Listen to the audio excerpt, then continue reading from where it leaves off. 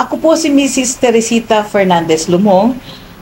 Ako po ay sabihin nating missionary, pero by profession, I am an international consultant. First, the Philippines and as well as other nations. Now, pinagkakaisa natin ang One ASEAN. Kaisa ko rito, I am with the Prince of Brunei, Prince Matin Abdul Bolkiah, who is really supporting this mission together with the King, His Majesty Sultan Haji Hassan Al Bolkiah.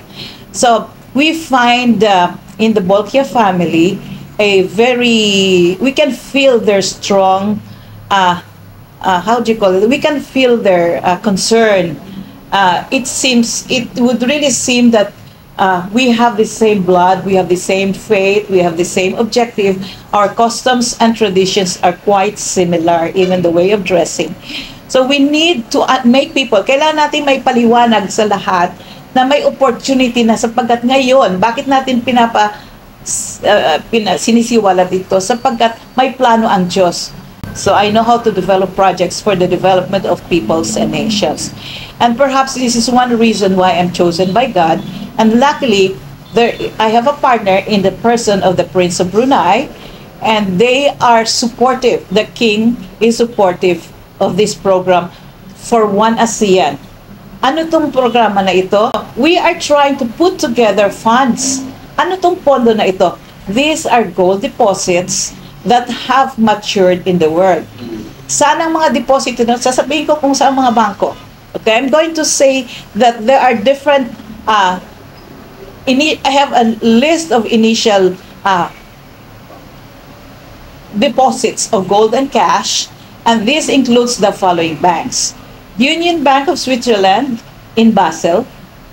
There specifically, I hold 2,500 metric tons of gold deposited, which Union Bank of Switzerland redeposited at Bank of England. Why did they redeposit? Because Bank of England is the bank of banks. So that one is recorded. All deposits.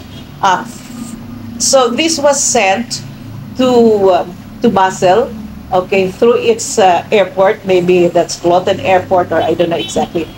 Okay, but this has been redeposited in Bank of England with specific deposit numbers and with the approval of IMF World Bank. And this approval are numbered. So this is not just a claim that there are no proofs. I hold the original of these deposits.